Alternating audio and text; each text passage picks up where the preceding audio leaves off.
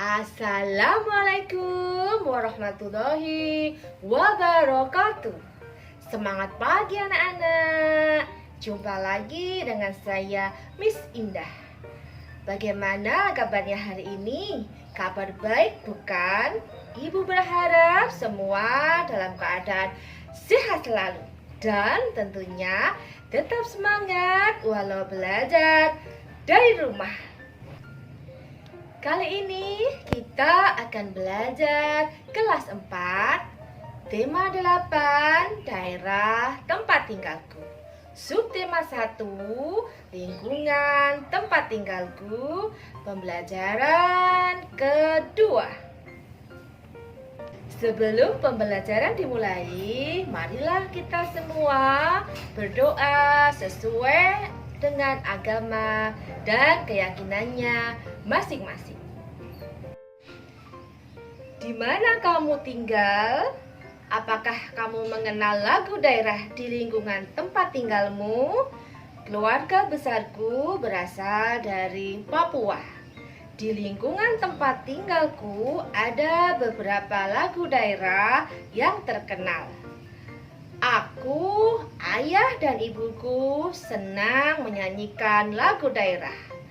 Apa lagu daerah yang sering aku nyanyikan bersama keluargaku? Ayo pelajari materi berikut ini. Hari itu Edo mendapat tugas untuk menyiapkan sebuah lagu daerah. Edo dan keluarganya berasal dari Papua. Edo teringat lagu di daerah di lingkungan tempat tinggalnya di Papua. Edo akan menyanyikan lagu dari Papua yang berjudul Yamko Rambe Yamko.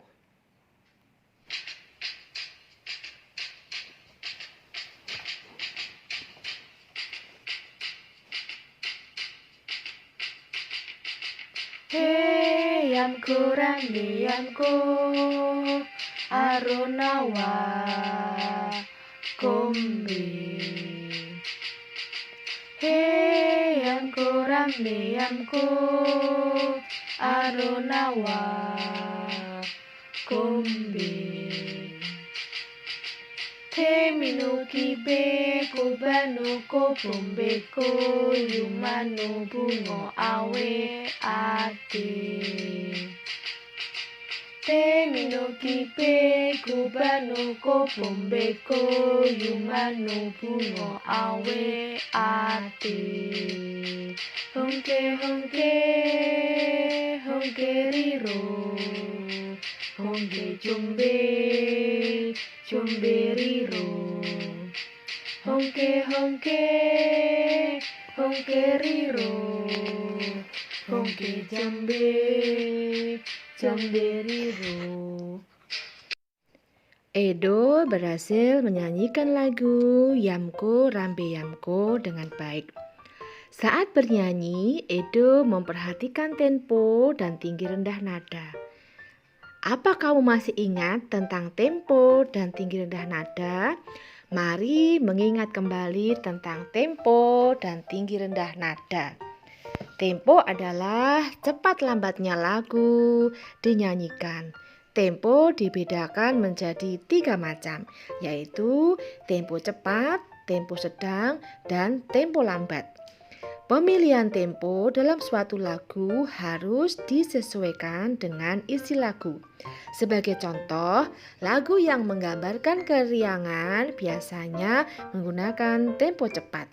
Lagu untuk menidurkan bayi biasanya menggunakan tempo sedang ataupun tempo lambat. Sementara itu, tinggi rendah nada merupakan cara menyanyikan lagu sehingga menghasilkan nada tinggi ataupun nada rendah sesuai dengan notasi lagu. Berikut urutan tinggi rendah nada yang disebut dengan tangga nada dengan notasi angka dan notasi balok. Semakin ke kanan, nada semakin tinggi. Sebaliknya, semakin ke kiri, nada semakin rendah. Nada bertitik di bawah berarti nada rendah. Nada tidak bertitik berarti nada sedang. Dan nada bertitik di atas berarti nada tinggi. Nada-nada yang bertitik di bawah disebut tangga nada oktav rendah. Nada-nada yang tidak bertitik disebut tangga nada oktav sedang. Dan nada-nada yang bertitik di atas disebut tangga nada oktav tinggi. Tangga nada adalah urutan nada yang disusun secara berjenjang. Susunan nada yang berurutan naik atau turun disebut tangga nada. Tentu saja jarak antar nada yang berurutan itu naik atau turun tertentu pula. Do, re, mi, fa, sol, la, si, do. Kasuari dan Dara Mahkota. Kasuari memiliki badan besar dan sayap lebar. Dia mampu terbang tinggi, namun Kasuari amat serakah. Dia memetik banyak sekali buah yang telah masak. Buah-buahan itu disembunyikan di bawah sayapnya sehingga burung-burung lain tidak kebagian. Burung-burung lain mengetahui keserakahan Kasuari. Oleh sebab itu, tidak seekor burung pun mau berteman dengannya. Meski demikian, Kasuari tidak memedulikannya. Lama-kelamaan, Kasuari semakin serakah. Tidak hanya buah-buahan di pohon saja yang diambilnya, tetapi juga buah-buahan yang jatuh ke tanah. Burung-burung lain pun jengkel. Mereka mencari cara agar Kasuari sadar dari sifat serakahnya. Bagaimana jika lomba terbang? Siapa yang mampu terbang tinggi dan paling jauh, dialah pemenangnya. Kalau Kasuari kalah, dia tidak boleh mencurangi kita lagi, usul Dara Mahkota. Siapa yang bisa melawan Kasuari? Badannya besar, sayapnya lebar. Sekali mengepakkan sayap, dia pasti bisa terbang jauh. Kita tidak akan menang, jawab Pipit pesimis. Ingat, kita harus menggunakan akal. Serahkan semuanya kepadaku. Aku akan melawannya dalam perlombaan ini, kata Dara Mahkota sambil tersenyum. Dia berusaha meyakinkan teman-temannya. Teman-teman Dara Mahkota saling berpandangan.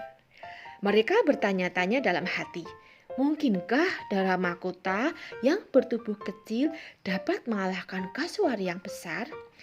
Dara Mahkota menyampaikan tantangannya kepada Kasuari. Kasuari menyetujui tantangan Dara Mahkota. Saat pertandingan tiba, semua burung hadir untuk menyaksikan.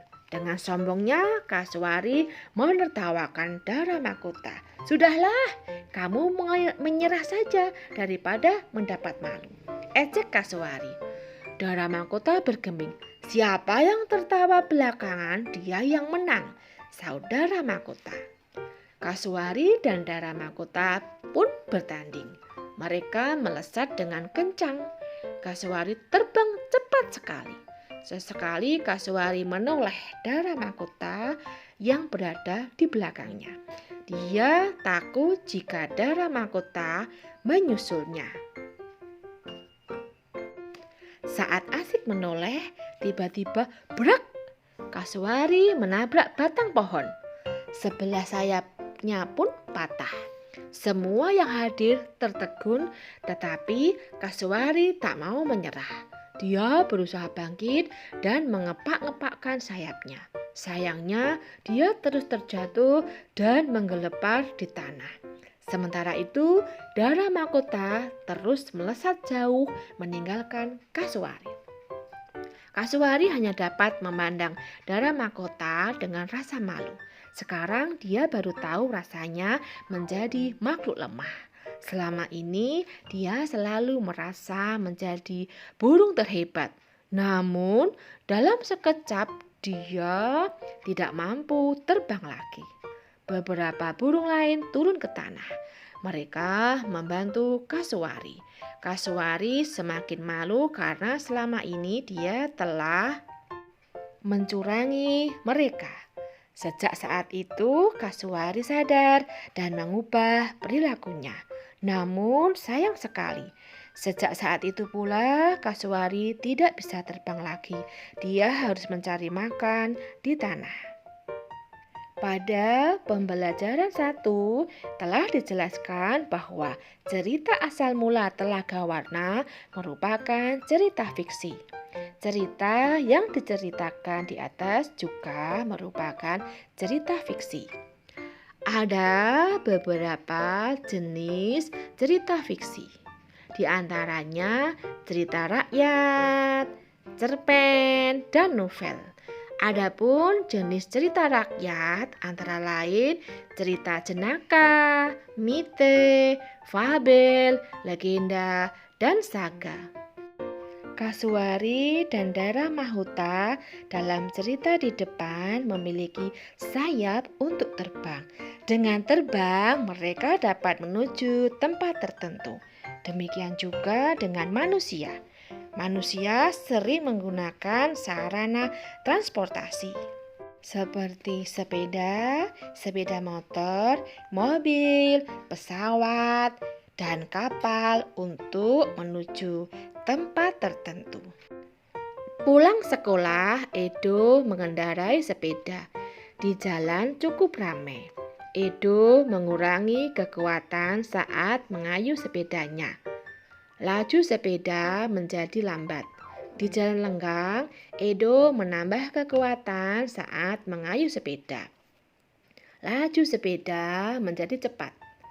Kekuatan mengayuh mempengaruhi laju sepeda. Saat Edo mengurangi kekuatan dalam mengayuh sepeda, Edo telah mengurangi gaya. Sepeda pun bergerak lambat atau pelan. Sebaliknya, saat Edo menambah kekuatan dalam mengayuh sepeda, Edo telah menambah gaya. Sepeda pun bergerak cepat. Dengan demikian, gaya berpengaruh terhadap gerak benda. Apa kamu masih ingat tentang gaya dan gerak?